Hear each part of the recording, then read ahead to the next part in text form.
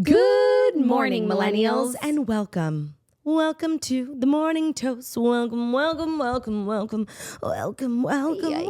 Having my headphones on and like hearing my own voice is very sultry. Oh, that's really something negative. Ooh, okay. Like that was really mean. That register, I could I think that's painful. Okay, who else hears that sound? And immediate first thought, The Grudge. I saw that movie when I was a kid. I seriously was never the same. So when I said something negative, I would say The Grudge is something negative. But I don't think that's what you were referring to. Let's be real with one another. I wasn't referring to The Grudge per se, but I was referring to the register, which I think is universally a negative register. Okay, register. Okay, university registrar. I am the registrar. Let's talk about the word registrar and how nobody knew it until they went to college. And still we don't know it. We just know it's the office called the registrar. And it's so ugly, that word, registrar. Agreed. I don't like it. Yeah, I feel like every day around these parts, not within us, but just in the world, like there's a referendum on certain words, like they're canceled, they're done. Manhole. Exactly. History.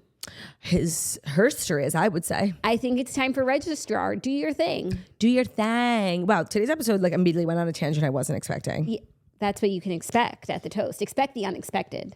Get ready to get comfortable, getting uncomfortable. Are you uncomfortable?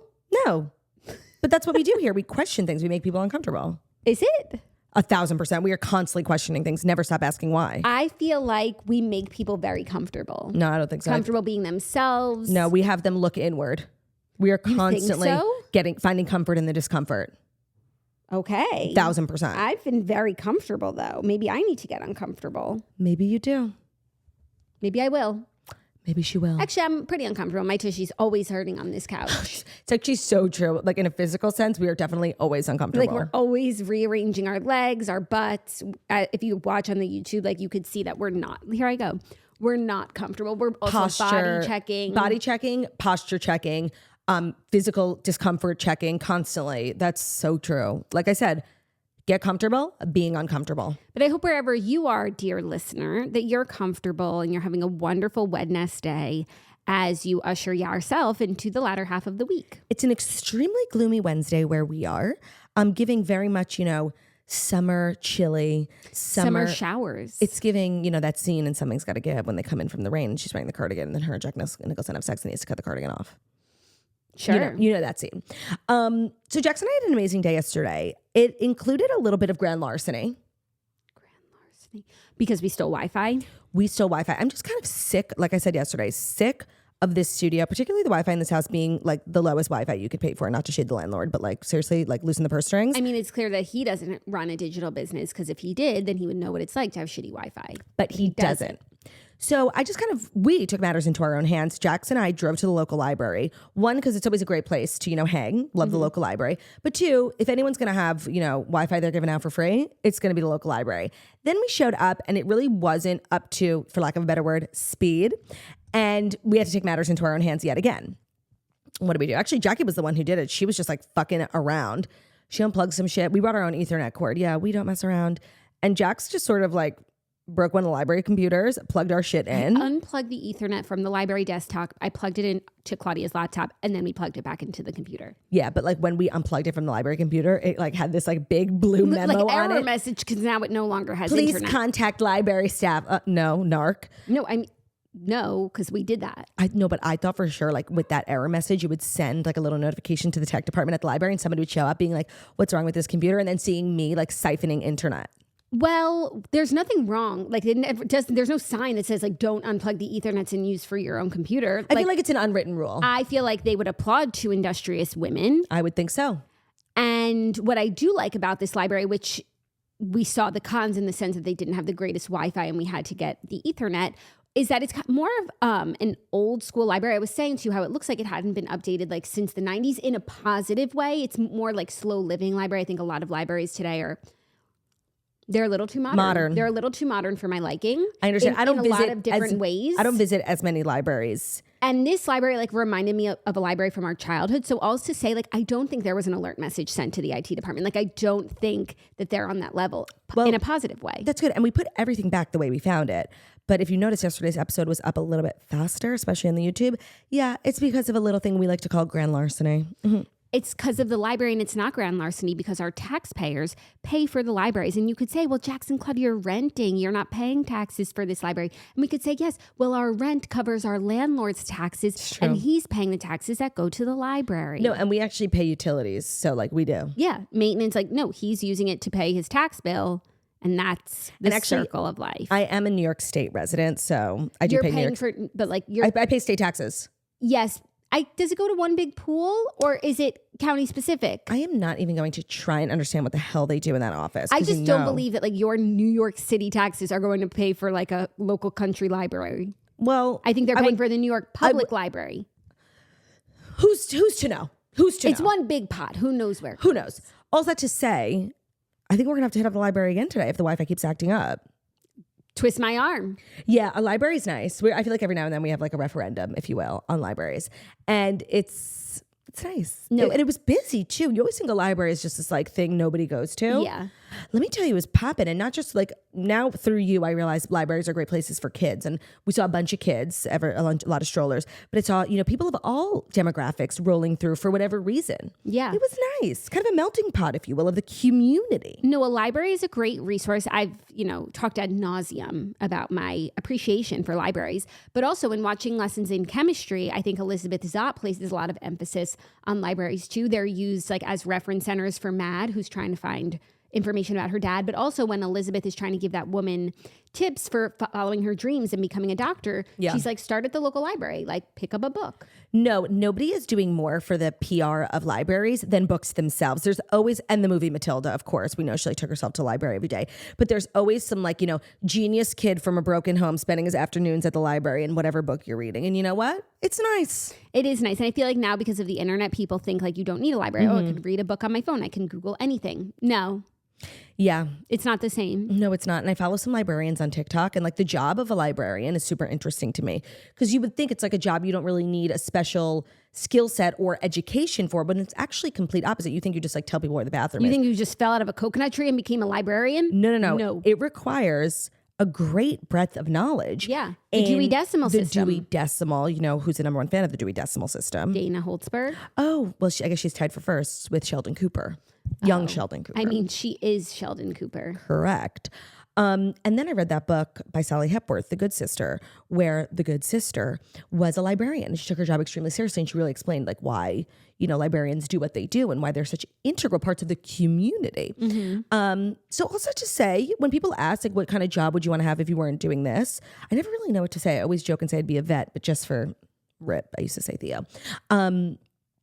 Now I feel like maybe add to the list, job I might want to do, librarian. Yeah, I also feel like maybe the break room, it's on and poppin' in the break room. Because whenever I think of jobs I would want, I need to know what like the office culture is like. And I feel like that's something we miss out on. 1000%. And one of the very few cons of like what we do is community. Culture. Yeah.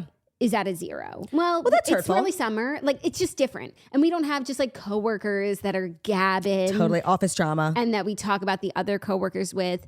And I feel that. 100%. We have a different kind of office culture, and it's wonderful. But we don't have like a break room per se. I think a physical space for like a teacher's lounge, if you will, a break room.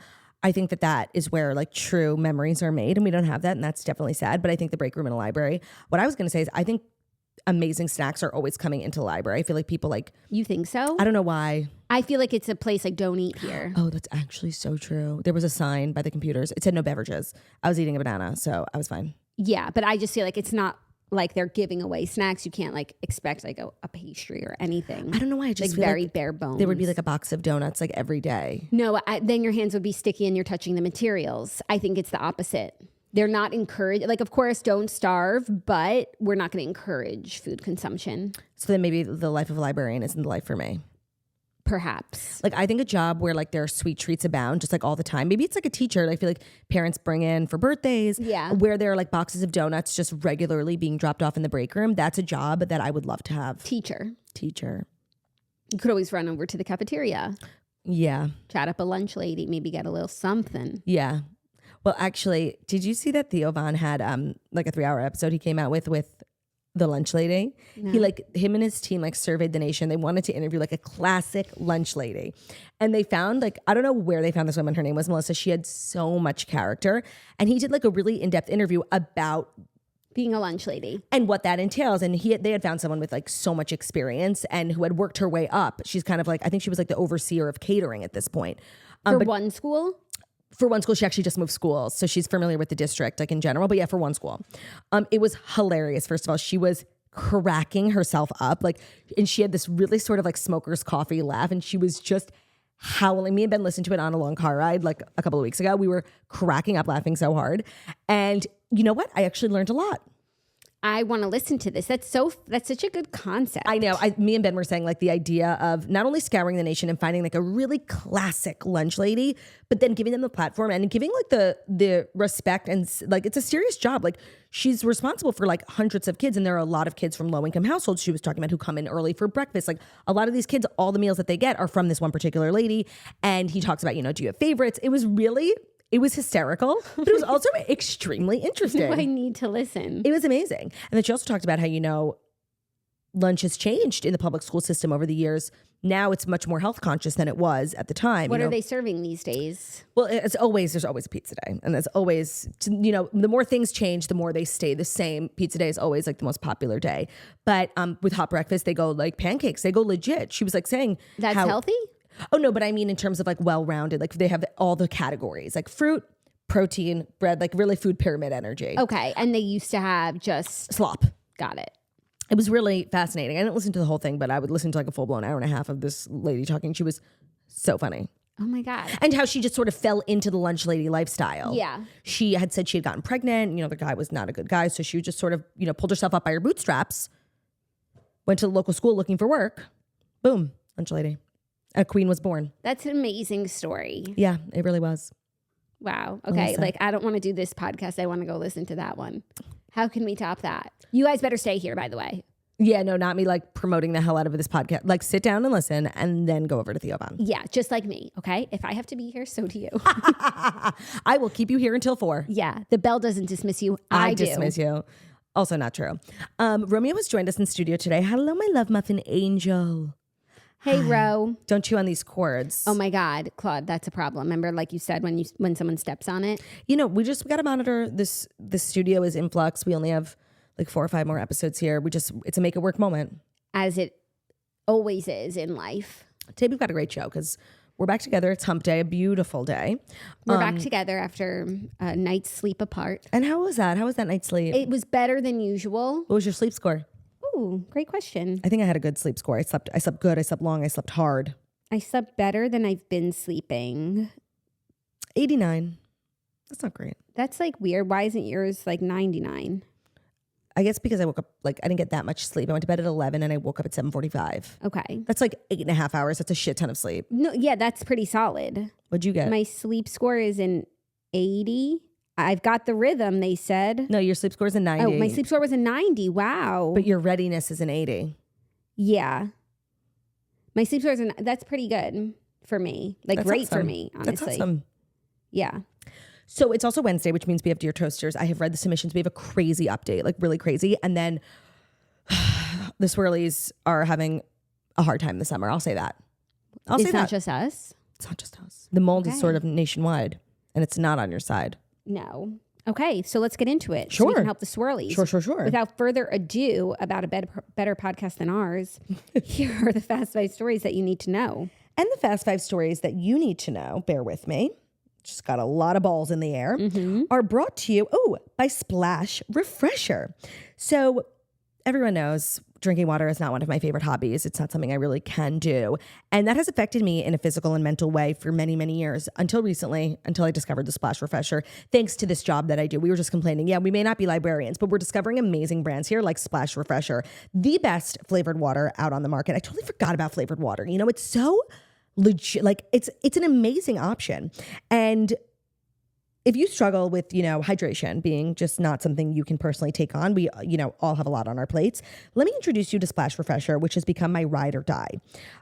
Being an adult is hard enough already, and it is unrelenting. Splash Refresher is just a better choice, but it's without the sacrifice. It's delicious, it's bright, it's flavorful, it's hydrating, but it's also 0 calories. And I'm just like suspicious of how, because it's so good. Actually, I have one right here. I always keep one in the studio. Oh yeah.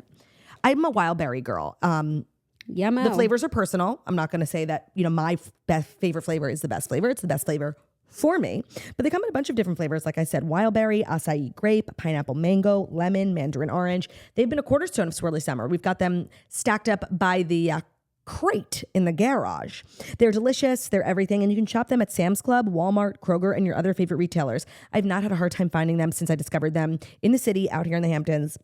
That's Splash Refresher.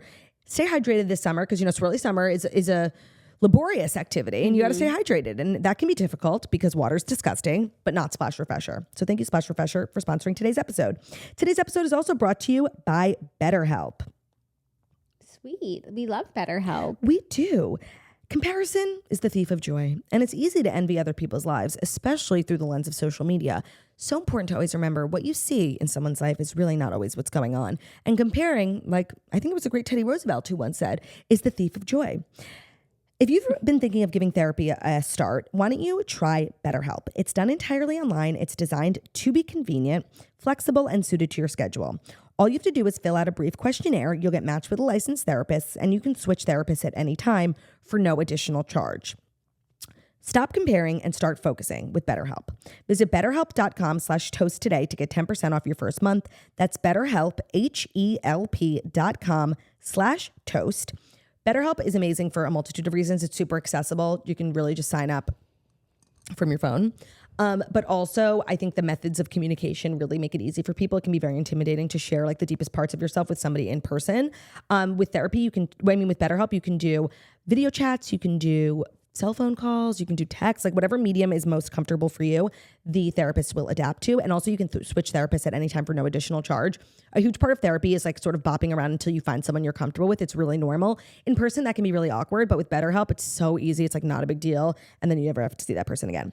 So that's betterhelp.com/toast to get 10% off your first month. betterhelp.com/toast. Today's episode of The Toast is brought to you by Cotton, the fabric of our lives. The fabric of now is Cotton's new campaign, tapping into the overwhelming lives we all lead. Cotton wants us all to take a step back from the chaos and find presence in the moment. We live our lives plugged in, and while we are so focused on capturing the moment, we are not always living inside them. Cotton is asking us to help our listeners take a pause. So after you finish this episode, of course, that looks different for everyone. What does it mean to take a pause? For some people, taking a pause is going on an afternoon run in the park, going golfing with their husband. Others unplug by making sourdough for their family, or they go shopping with their friends. Whatever unplugging looks like for you, press pause with Cotton, the natural choice. And you can do these things while also wearing cotton.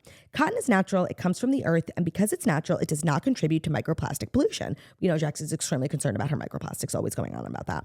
Cotton is versatile, it's long-lasting, and it's timeless, effortlessly staying at the center of trends while also being gentle on the skin. Cotton is comfortable, breathable, and easy to clean, giving permission to be authentically you. We wear cotton while we work, while we play, and of course, while we unplug, which we are big fans of doing. Take a second to pause with Cotton, the natural choice. Discover the fabric of now at thefabricofourlives.com. Thank you, Cotton, for sponsoring today's episode. Thank you, Turdy, for letting us know to thank Cotton for sponsoring today's episode. You just reminded me, this ad just reminded me that one of our Dear Toasters today is a sourdough conundrum. So who are you going to call? It's Jackie. Yeah, for sure. How could you have, we'll find out. Yeah.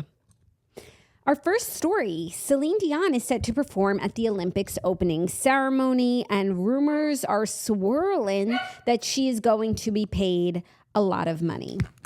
So TMZ reported that Celine Dion will perform on Friday at the opening ceremony for the 2024 Olympics in Paris, and organizers have opened the vault for her. The icon touched down in Paris on Monday, and sources with direct knowledge tell TMZ she is getting ready to take the stage on Friday. TMZ sources says she will be paid handsomely, $2 million. By the way, that's just for one song. In addition to her fee, the Olympics are footing the bill for travel, and they're told between her jets, her family, boats, and other expenses, they're paying a ton of money, a ridiculous amount. However, Page Six reported this morning that the rumors that she's going to be paid $2 million are false, and that she will actually not receive a fee for the performance. Okay, to me, like the interesting part of the story is not that how much she's getting paid. It's the fact that Celine Dion is coming out of not retirement, but she's not performed live in many, many years. I did see her documentary. If you saw it on Prime Video, you know why. She's been dealing with like this crazy neurological disorder. And to me, that's more interesting. It's always so funny how like all these, the countries when they're hosting, like they pull out all the stops for their opening ceremonies. It's a way of like, it's like a dick measuring contest for everyone. And I don't know like why they chose Celine, because she's not French, she's Canadian, French Canadian, but still. So it's not like she's like I think it's still a big dick move in a positive course. way. Like we got Celine. Right, she's not even born here, even though like is French Canadian. I think there's French allegiance, but it's also like Canada's part of the Commonwealth. So are they British? Yeah, they're kind of giving like untethered energy. I'm not 100% sure in the history, and I'm not going to pretend to know. But I think it's like, we got Annie, we got Celine. You would think that the hosting country would use this as an opportunity to like, show their most famous person. Who is the most famous like French person? Is Andrea Bocelli French, or is he Italian? That would have been a good one. Most famous French person. I mean, I have to Google this because most famous French singer. They should have that person who won Eurovision. Voila, voila. Yeah, that's a good voila. one. Edith Piaf, Rip, though. Okay. Though Rip. That's not what I was thinking. Like, do any of these names? I feel like when it comes to like producing big time singers, France is not like, I feel like they do more actors. Famous French pop singers. Edith Piaf again. It's just kind of giving Edith, So we're going to stay with, David Guetta. Honestly, for the vibe of what an Olympic opening ceremony usually is, that would kind of be amazing. And then he could then bring out, he has so many of like the biggest hits in the world with like BB Rexa, like all of his girlies, Sia. Yeah. Or he could just play them. They don't need to bring everyone. I have to imagine actually David Guetta like will be involved. I think so too, but that's really crazy that they don't have that much by the way of like pop artists. Right, contributions to the music. He's a French DJ. He's no, French. And don't get me wrong, like French music is a genre, and I'm not referring to French music. I'm talking about like the biggest hits, like the Beyoncés, the Taylor Swifts.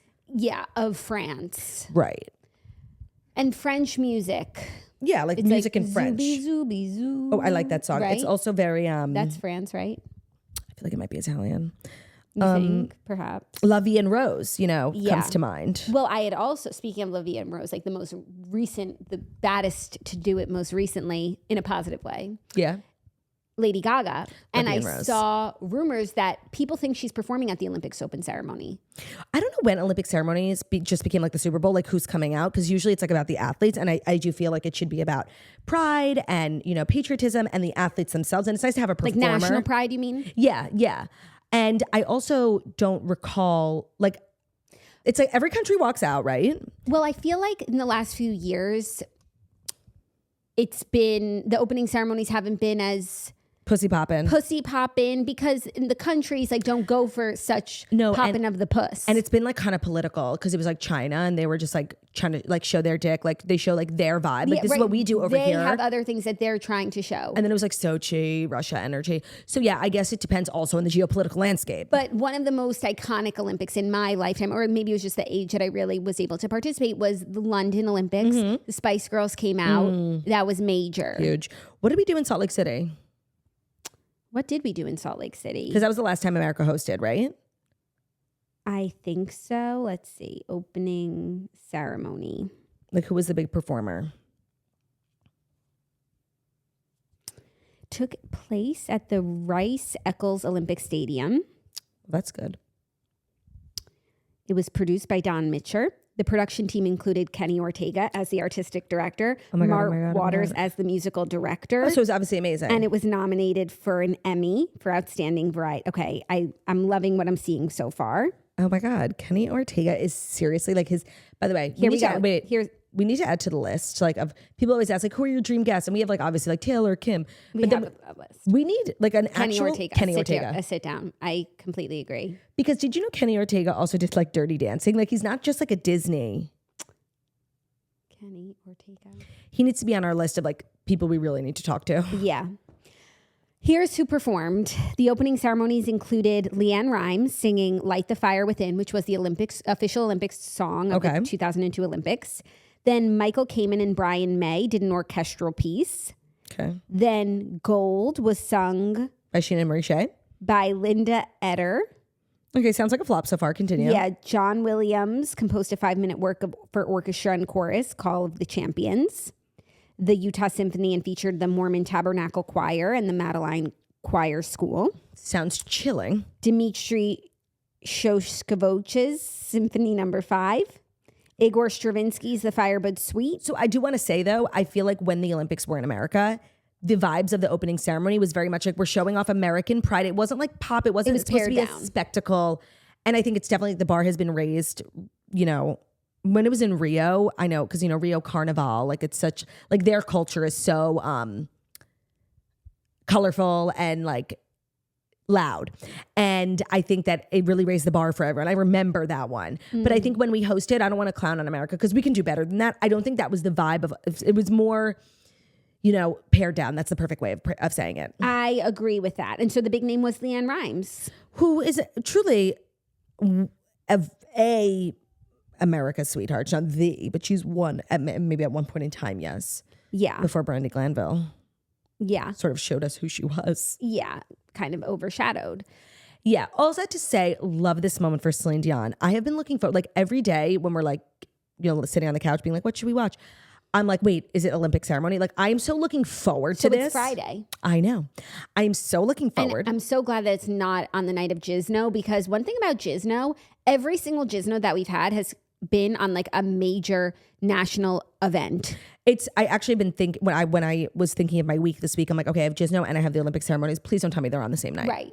But it's classic us for them to be on the same night. Because we are constantly at the cornerstone of all things popular. Yeah. Or and maybe all things there's relevant. just like a lot of big things that happen. Because we also were throwing the ESPYs in there. However, if not for Gizno, like we wouldn't care that the ESPYs were on. Yeah, but it's like you can't miss something you never had. Yeah. Type of energy.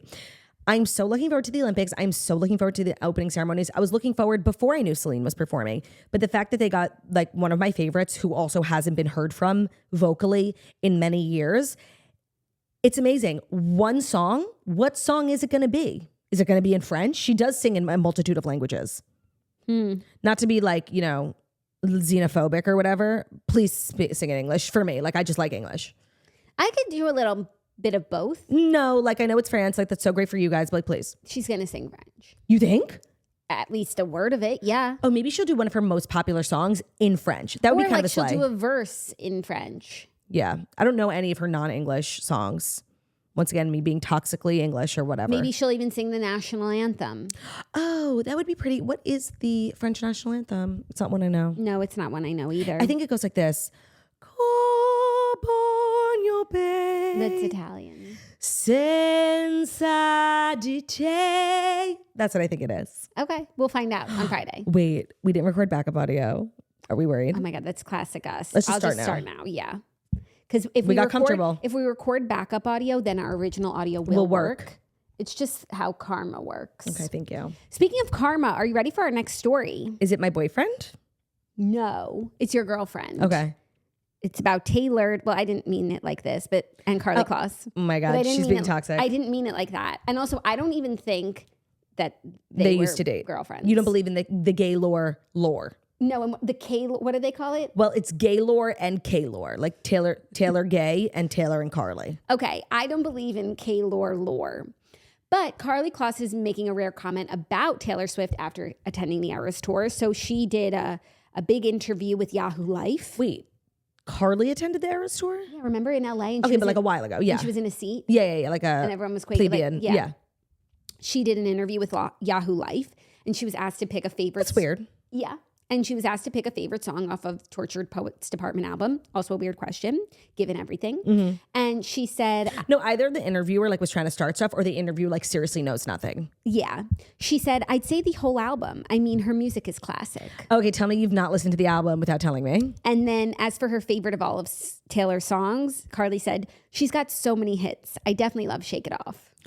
Ooh, okay, well, let's keep in mind, Karlie Kloss is a mother, and Shake It Off is like a big popular song with the kids. Like, yeah, she's probably watching Sing. Right. She's probably like have to listen to that song 1,000 times, being like, oh, this girl used to be my friend. Girlfriend. They could seriously never make me believe there's not bad blood between these two. I'm sorry. No, there is, because as I was reading this article and they were rattling off all the things that they used to do together, one thing that I had completely forgotten about / maybe even never knew is that they did a Vogue cover together. Oh, yeah. That's like the pinnacle of it all in Montecito.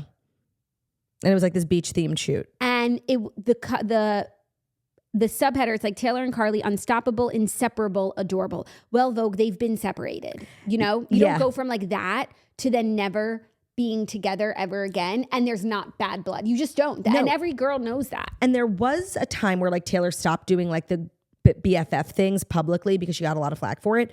But she's very much like in her bestie era, like Gigi, Blake Lively, Kelly Taylor. Like, even though she didn't do the squad thing anymore, she still has been doing her best friend Selena thing. And like Blake Lively has been around since the Karlie days. Haim have been around. OG girlies. So it's Karlie. One of these things is not like the other, and it's Karlie. And I think every now and then they try, because Karlie also went to Reputation, and there was a Bragus. There was like a big fight. They weren't talking. And then she went to Reputation tour, and everybody was like, "What?" Then they never spoke again. And then a lot of music came out. Right Where You Left Me is so Karlie Kloss coded, especially because, as far as I know, that's the only one of Taylor's friends who married a Jew. And there's a line in there about, you know, smashed glass under the cloth, like literally about a Jewish wedding. Oh my God. And let me find the lyric because I'm botching it. What? Yeah. Okay, right. And Karlie had a small wedding, right? Like Taylor wouldn't have been there. I mean, if they were friends, she would have been there. But I feel like it was one of those like two people and a witness sort of thing. When I felt the moment stop, glass shattered on the white cloth, everybody moved on, I stayed there. Glass shattered on the white cloth. I need to see all the lyrics. And of course, it could be like, yeah, you broke a cup on a tablecloth. It could be that. Friends break up, friends get married. Oh, okay. Karlie. Right, it's about a marriage. Strangers get born, strangers get buried, sure, whatever.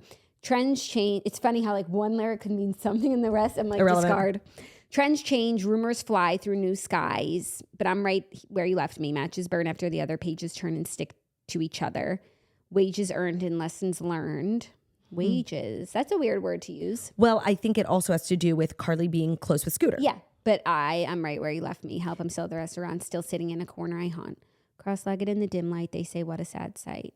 Swear you could hear a hairpin drop right when I felt the moment stop. Glass shattered on the white cloth. That would have been when she got married. Everybody moved on. I stayed there. Dust collected on my pinned up hair. They expected me to find somewhere, some perspective, but I sat and stared. So that's tough because what kind of friend feels that way about a friend getting married? Right. Then it's giving Gaylor, Kaylor. Right. But she said friends move on. Friends get married. And I really don't think... And do people like to date people who look exactly like them? They are twins. Like, and especially in that era of Taylor's life. Yeah. She looked so much like her. Do people like that? I don't know. Maybe it's like a sort of like selfish, like egotistical thing, but Taylor's not like that. No, but I think everyone has different like types and taste. And is there a type that like wants to date your twin? I don't believe that Gaylor, Kaylor folklore, but there is Kaylor folklore. There is one compelling argument, and I just need to find the song. Dress. No, I don't think that one's about her. Hold on, give me 2 seconds. It's going to take me a while. Okay, but we could go down this rabbit hole all day long, and I stay out of it. You do. I think it's from, hold on.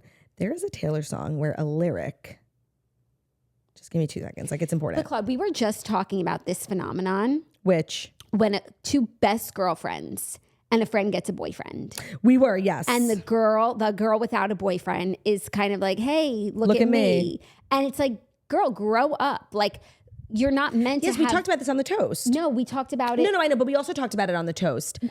Because we were having this conversation, because I was saying on TikTok, it's like this whole thing about like girls. Like if you get a boyfriend and you see your friends less, like the TikTok generation, they're always talking about it is like, well, you're not a girl's girl and you obviously like are a loser. Like, and I just don't like that, because I think when you meet someone who's going to be your partner and your husband and the father of your child, like that should take up most of your time. Yeah. And your priority shift. And you obviously shouldn't leave your friends behind, but like the amount of time you spend with your friends is different when you're single and young versus when you get older and have a partner. Yeah.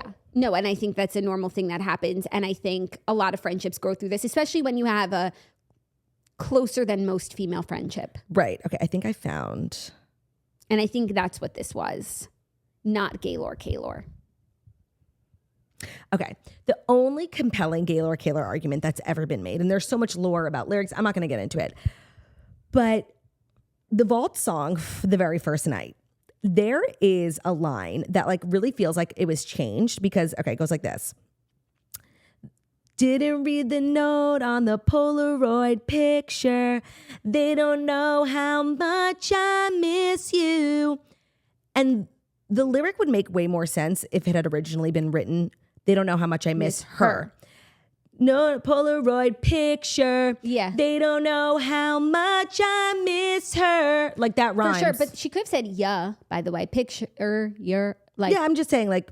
And by the way, she can miss her friend who she had that unnaturally close girl friendship with. No, and Taylor has like recently for the first time ever sort of acknowledged like these crazy rumors. I think it was like when she released a statement before putting out 1989 and she was like, I have been like dragged for X, for Y, and I've been dragged for having no friends, been dragged for having too many friends, then been dragged for being too close to certain women. Like she acknowledged it head on for the first time ever, being like, and it's false and it's stupid. And the people who believe it seriously can't be deterred. It's not true.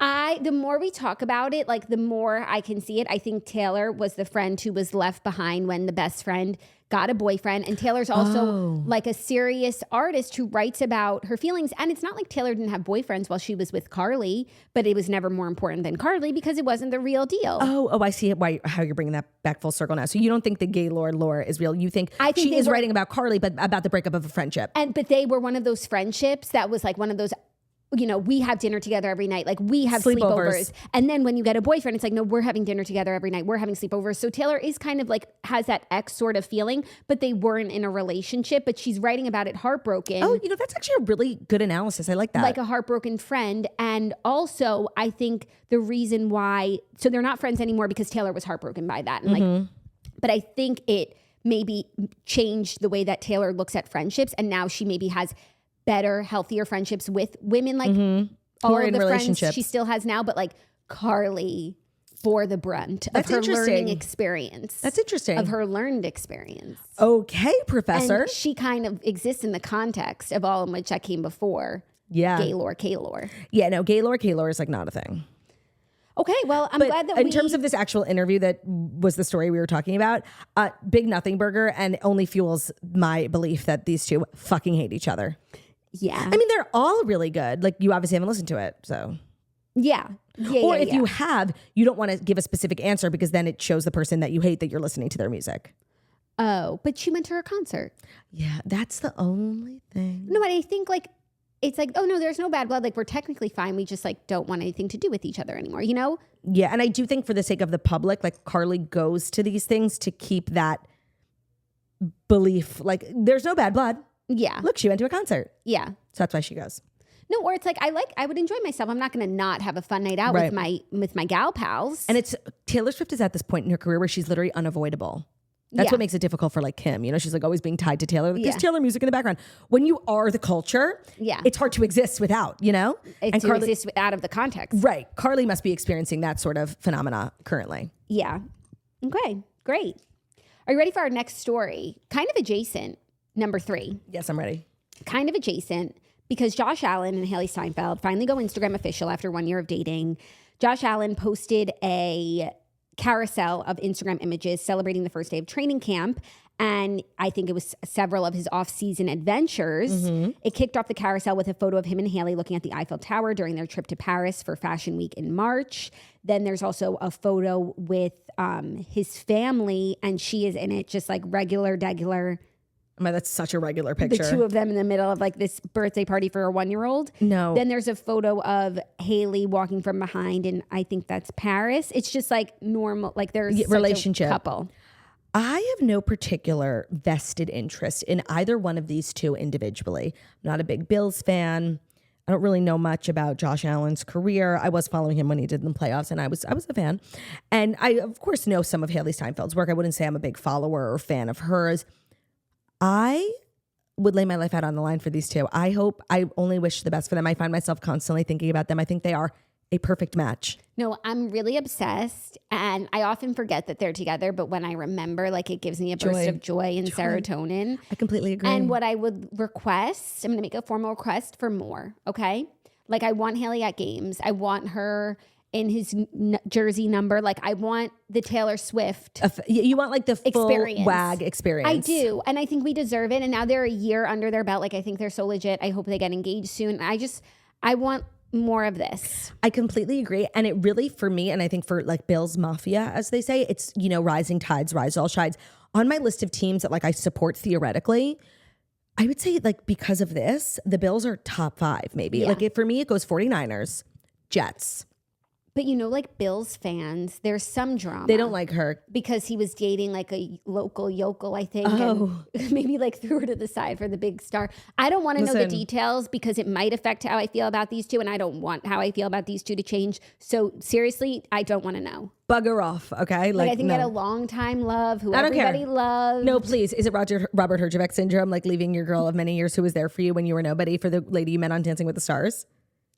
Perhaps. Because if we're going to put a name to this type of syndrome, it's going to be the Robert Herjavec syndrome. Perhaps. However, I don't want to hear about it, okay? In the same way you don't want to hear about Robert Herjavec. And also in the same way Robert Herjavec and the woman he met on Dancing with the Stars are OTP. They have children together. Like, yeah, he did the right thing for Robert's self. Right, like at a certain point when it comes to the other woman. It's Jason Aldean and Brittany Aldean. 1,000%. At some point. You can't tell me nothing. At some point you have to. Ship harder than we've ever shipped before. Yeah, and I think having kids like Robert Herjavec, it definitely, you know.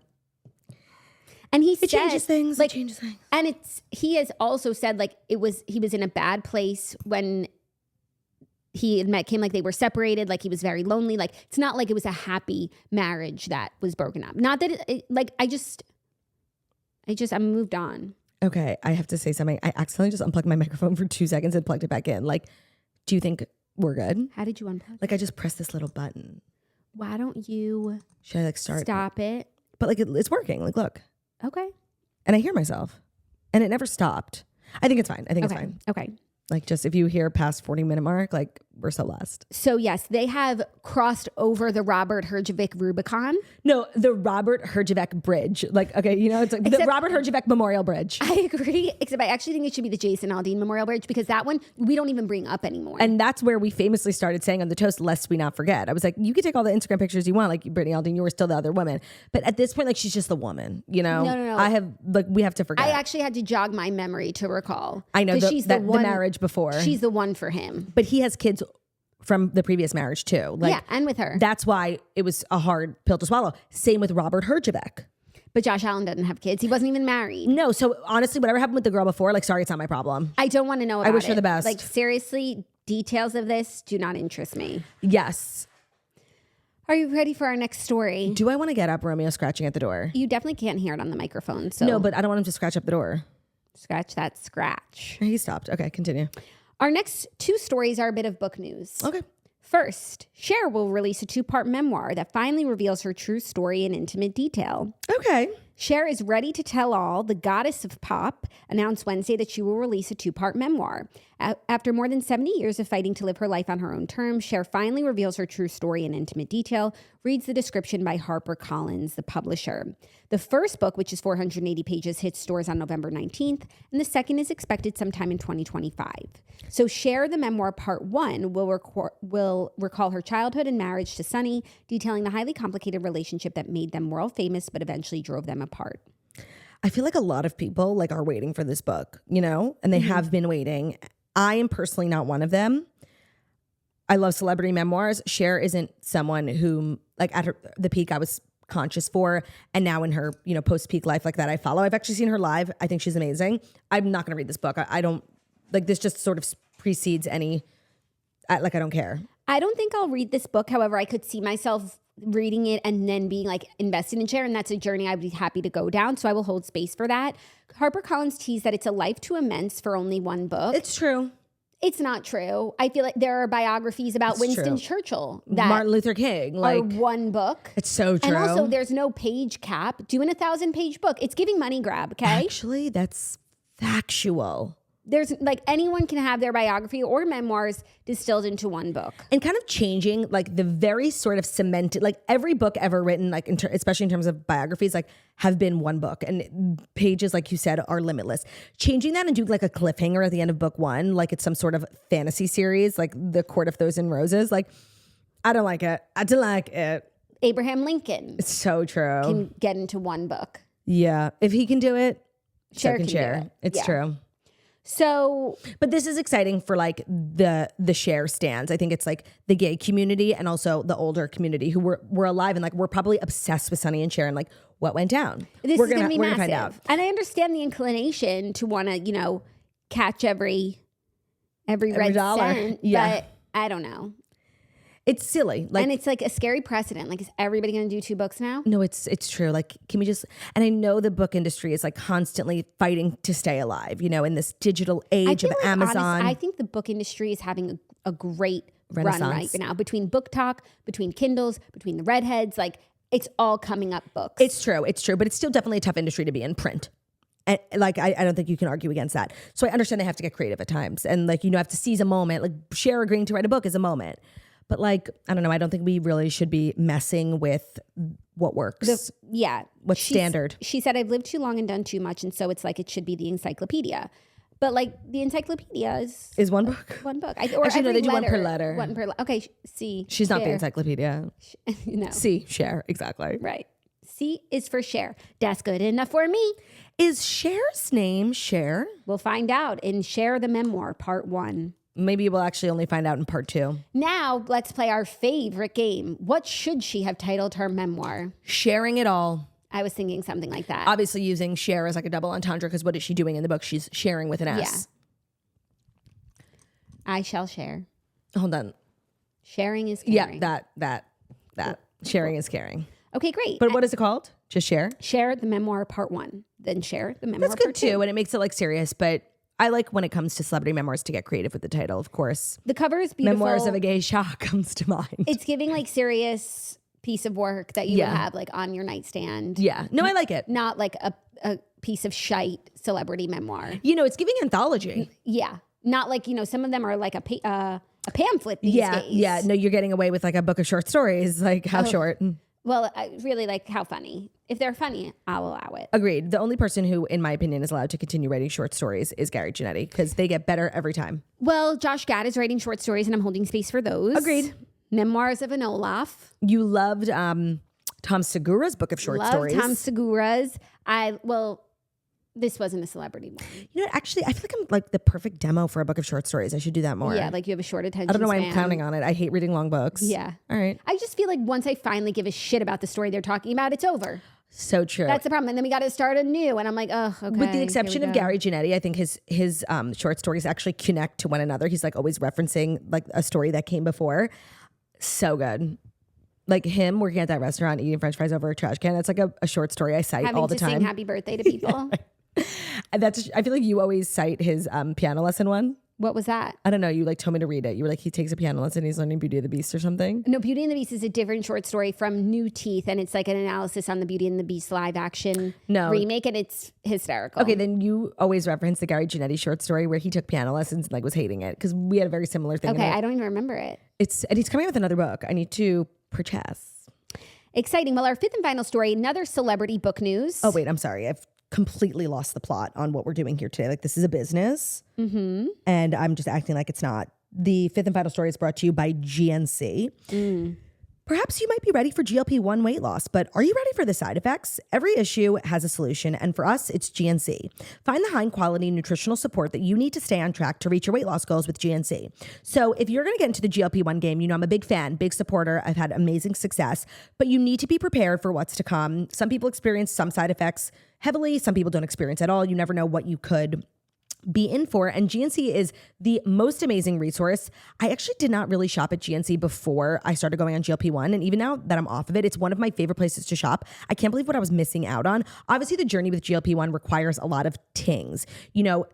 Digestional, let's say that issues are a potential side effect, and constipation, a fiber supplement, a dietary supplement is hugely necessary in shopping at GNC. You'll find the best ones. Also nausea. Nausea is a big thing. Great ginger chews at GNC. Whatever you might encounter on your GLP-1 journey, GNC has all the things you'll need. It can also, an issue that a lot of people have with GLP-1 medications is a reduction in muscle mass. The solutions to keeping things tight with resistance-based workouts, body weight exercises are great for muscle tone, but you'll also need to take in more protein. If you've got time to cook, great, good for you. A lot of people don't. I love the GNC bars and shakes. They've released a ton of new stuff this summer, like Little Debbie Cosmic Brownie protein powder, coffee cake protein cookies, skinny peanut butter protein pies. But my favorite is the GNC Total Lean Shake 25. My favorite flavor is cookies and cream, but obviously flavors are really personal and they have a lot of different ones. So if you're looking to lose weight and look good with GLP-1, don't ruin a good thing with weight loss face. Get some hunger-satisfying protein bars and shakes from GNC, plus save 15% on all your favorite weight management products at gnc.com/toast when you use code TOAST15. Today's episode is also brought to you by the Farmer's Dog. The days are warmer, the walks are longer, and one easy way to help your dog shine this season is with fresh, healthy food from the Farmer's Dog. The Farmer's Dog makes real fresh dog food and delivers it right to your door. Their recipes are developed by vet nutritionists, they're made from real meat and veggies, and they are portioned just for your dog, making it easy to say goodbye to burnt brown balls and feed your dog real food with real benefits. After losing Theo, I did kind of realize how important what we're putting in our dogs is. It's, they rely on us for everything. And if you want to have long, healthy years and a ton of benefits from your food, check out the Farmer's Dog. Shinier coat, better digestion. The poops will be more regular. They will be better, more normal size. The breath, that was a big thing with Theo. His breath, the breath really comes from what you're feeding them. 2 meals a day. It can be important. Check out the Farmer's Dog. It isn't just fresh, high quality food. They also send the food pre-portioned specifically for your dog based on their unique needs. So it makes it easy to help your dog maintain an ideal weight, which can be one of the biggest indicators of a full, healthy life. Dogs at a healthy weight can live up to 2.5 years longer than overweight dogs, especially with the breed that Jackie and I both have, King Charles Cavalier. Weight is a huge indicator of health, and it's really important to keep them trim, not to sound toxic, but it's true. So it doesn't matter if your dog is young or old, it's always the right time to begin investing in their health. Get 50% off your first box of fresh, healthy food at thefarmersdog.com/toast. Plus, you get free shipping when you go to thefarmersdog.com/toast to get that 50% off. Thefarmersdog.com/toast. Thank you, Turt. You're welcome, Bert. Our fifth and final story, a little more celebrity book news. One of my favorite actresses of all time is writing a book, and it is fiction. Oh, such a unique road to take when people do this. Obviously, Snooki's fiction book comes to mind. Kendall and Kylie's fantasy book comes to mind. Julianne Hough just wrote a fiction book. Definitely a weird thing to do. Well, not for me and my fave. Do you want to try and guess who one of my favorite actresses is? Emma Roberts, because she's in the book space. No. And you love her? Okay, I don't know then. That was my only guess. Okay, Krysten Ritter. I actually might have guessed that. I know, like, a fun fact about you is you love that random girl from the Bee in Apartment 23. Like, I will literally search her on my TV and watch everything that she's in. Which is so shocking because she does a lot of superhero stuff and you don't fuck with that at all. She's Jessica Jones, and I like Jessica Jones. Oh, okay. The show on Netflix that was, of course, canceled before its time because I liked it. But she's also in like a new comic booky thing. Orphan Black, which seems too twisted for my taste. So I'm going to skip that one. But she's also in Breaking Bad, which everyone knows I didn't watch. Okay, so you are not a Krysten Ritter fan. No, I am. I watch the things that people don't watch. I support when no one else shows up. Okay. Anyways, Krysten Ritter is exploring a dark side of a con artist's mind in her new thriller novel. So Krysten Ritter is returning to the mystery genre with a new book. The actress announced exclusively with People that she will publish her second novel called Retreat through HarperCollins. Big day for HarperCollins. What was her first book, a memoir or another fiction? I think another fiction. Okay, so... It must have done decent. Right. In 2025, the book is co-written with someone else. She said, I'm really excited about this book. It's been many years in the making, and it's been so fun to write. So many things I want to note. First of all, the cover is gorgeous, and I have to wonder if that's her. It looks like her. It kind of does. Yes, it does. And why wouldn't it be her? She's the type of girl that would be on the cover of a book. Like, she's got a beautiful, perfect face. Yeah. I think that celebrities writing fiction is the strangest thing. And of course, like, the flops come to mind. Like I said, Snooki writing a fiction book about a girl who goes to the Jersey Shore, like, was seriously peak comedy. Kylie and Kendall.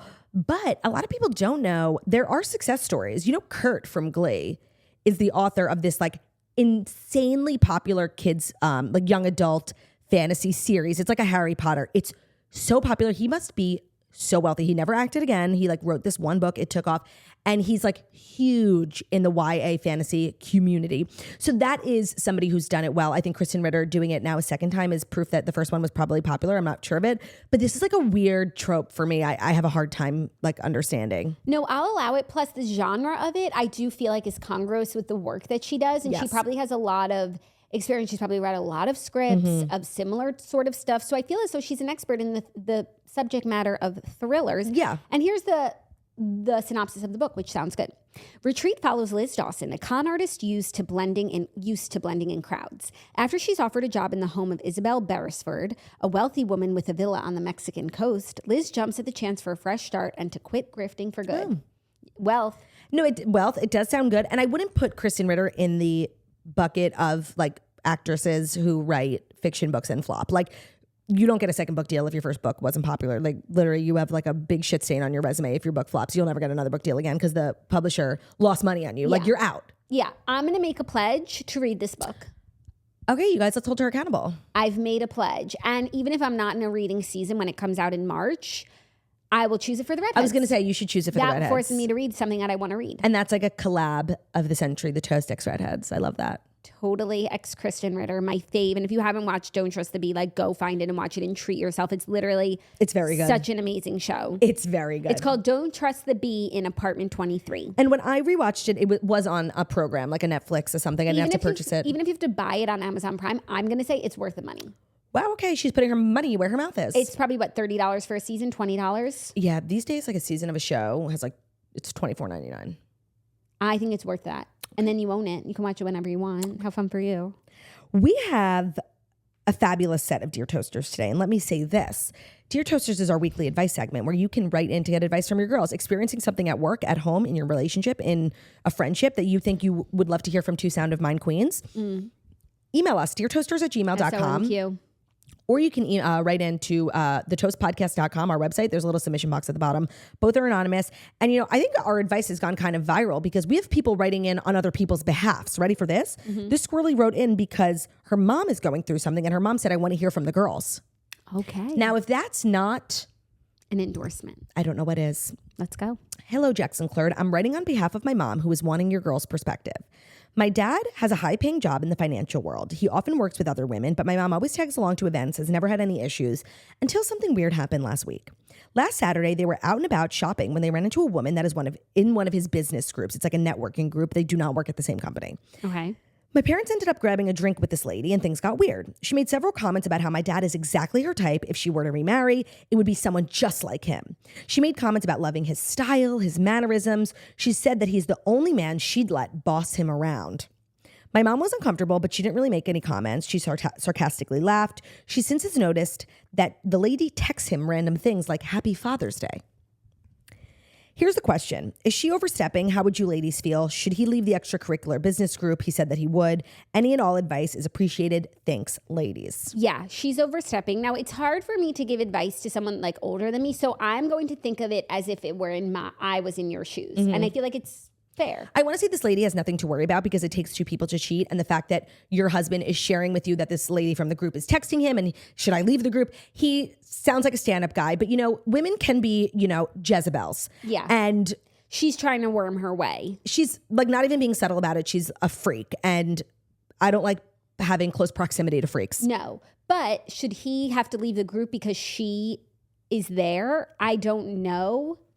I think he should leave. Okay. He offered. There's okay, other great. groups. Right. But because of like one woman, like. Or, right. Why should he have to suffer for this freak? Block her. Yeah. And then like make her feel weird like, for being a freak. How often do the groups meet? I'm thinking it's something like. Bi-monthly? Yeah. If that. Maybe like events once a month and like you're there. I don't think he has to like leave the group, and it might be a prestigious group because sometimes like these groups you have to have like a certain net worth to even get in.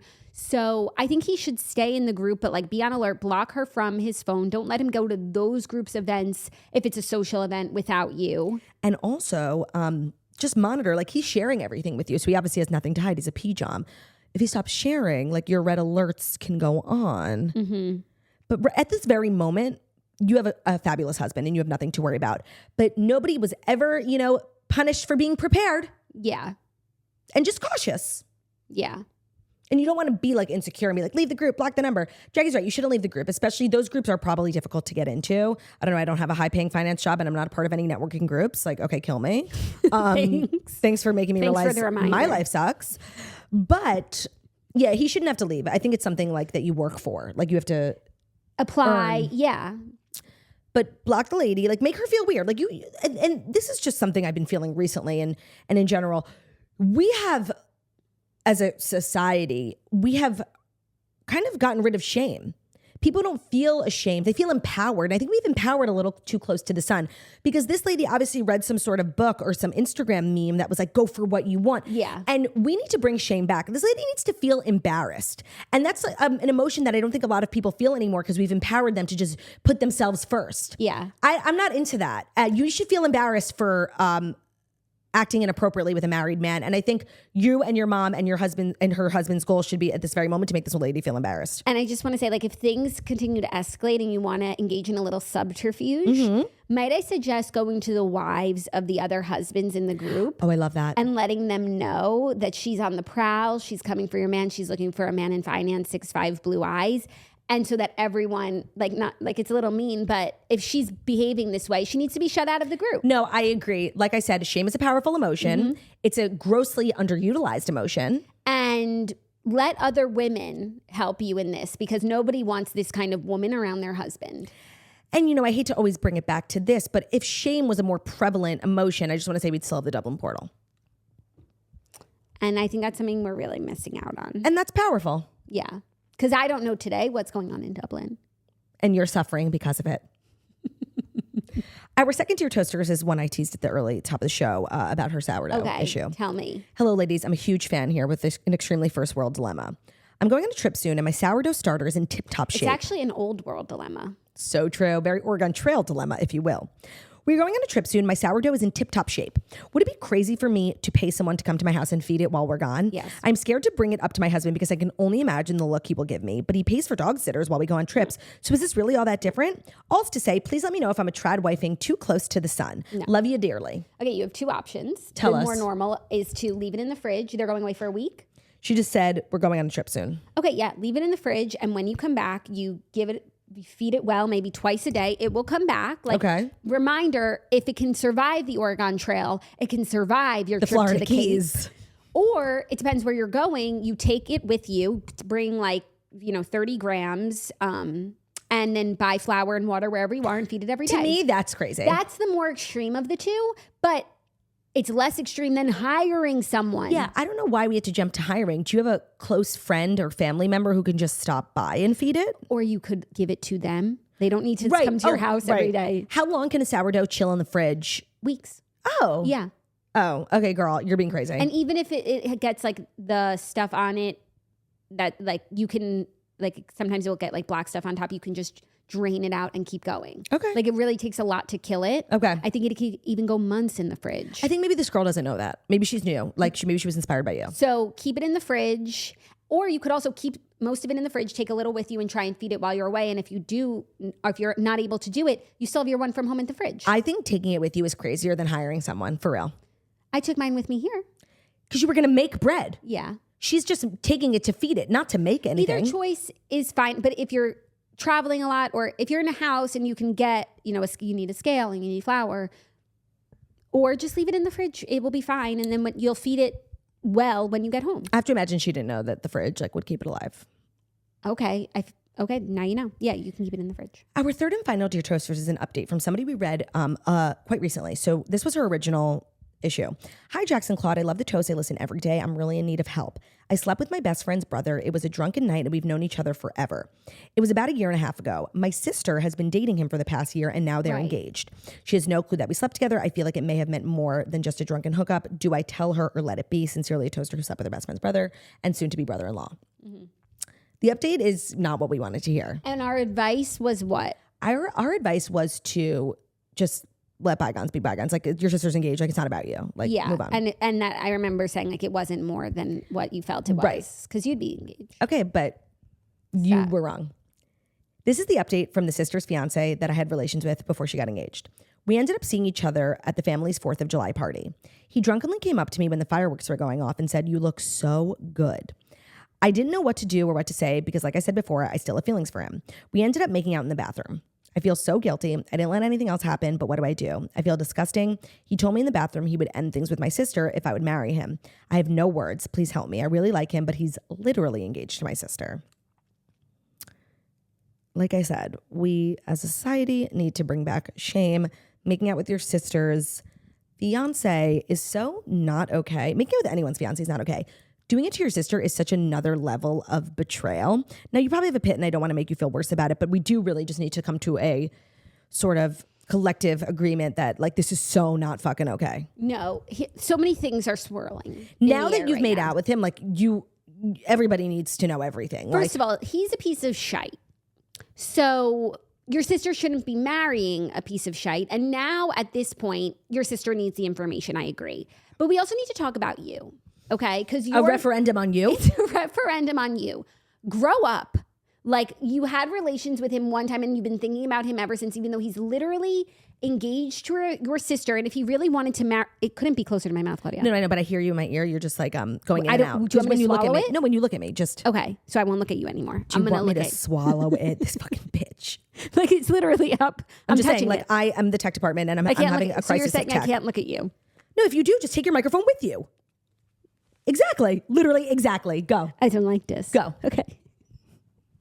My tushy hurts. Okay. We need to talk about the girl. Yeah, a referendum on the girl. Seriously, grow up. Okay. Because he doesn't want to marry you. Because if he wanted to marry you, he would have proposed to the sister that he slept with. Right. So he just wants to be a piece of shite getting with two sisters. Mm-hmm. So now your sister needs to know because all of this is going on. And now you've done so much damage. You can't do more by letting your sister marry this guy. And now he's acted poorly within the confines of their relationship. Whereas before, he's able to do whatever he wants. It predated them being in a relationship. So you need to go to her, hat in hand, tell her everything. Like, I don't know what she's going to do. She can do whatever she wants. But you are now actively in the wrong by not sharing the information. Before, it had happened before. But I also think that he's the type of person that goes around kissing people who's not his fiance. Yeah, you're not special. I don't think this is the first time. It won't be the last. It's just a family 4th of July party. Like, what is he going to do on his bachelor party? Yeah. Oh, God, Jax is spilling facts. She's 100% right. You're very sadly not the only girl he's kissed. And so you getting like swept up in it, like that's just sad because it's not you. Like it's not. And now you've betrayed your sister. So now you need to actively help. Yeah. So let's see what her reaction is. And we'll take it from there. But you letting your sister like continue to be engaged and eventually marry this guy, like that is even more of a betrayal than making out with him. So consider that. You feel bad about making out with him? Unless you guys just like aren't that close and you could just let her go and get married and then maybe you guys drift apart. Because how can you be close to someone when you have this secret? No, and I don't mean that in a serious, like I'm not like shading you. Like you can't be close with someone when you have secrets between you. Yeah. So if you guys are drifting apart anyway, well, sayonara. I also feel like this girl is like, well, if they break up, maybe I can marry him. Yeah, no, I think that's kind of the most important part here is like you, unfortunately, in this particular saga are not the main character. I think you see it as like, this is your one great love and like what's standing in the way, your sister and whatever. But like Jackie said, like this is the type of guy who makes out with girls a lot. Like I think he just wanted to make out. I don't know if it really had much to do with you. So I kind of think you need to take yourself out of this and don't see yourself. You're not caught in this like love triangle whirlwind romance. This isn't something borrowed. Like, and would you really want to be with a guy who would cheat on his fiance with her sister? No, that's not the guy for you. Deserve better than that. This is not your man and it's not her man. And you need to start helping because you're actively hurting. You weren't before. Nothing wrong with having slept with someone who ends up later on in life doing something. And nothing wrong with like, okay, so you felt something for him. You hadn't done anything wrong but until like the makeout. You can move on from feelings. I feel like people think, well, I like him, so I'm kind of stuck here. Like, no, get up, get out there, meet someone else, put him to the back of your mind. You'll be okay. That's what I mean by grow up. This isn't Pride and Prejudice. Like, it's not a book, it's not a movie, it's just a crush. And if it was more than that, he's your best friend's brother. You've known him for years. There was ample opportunity. You slept together. Why didn't it go further than that there? Like, you can put him out of your mind, but it requires mental work. And that's why I say grow up. And I co-sign everything Jackie just said because she read you to absolute fucking filth. But I love you and I support you. Always and forever. Here for you. And I want an update because I'm here for you. But it's tough love that I'm giving today. Yeah. And that's required sometimes. And that's how you know that I love you. Because if I didn't care, I'd say, oh. But he loves you.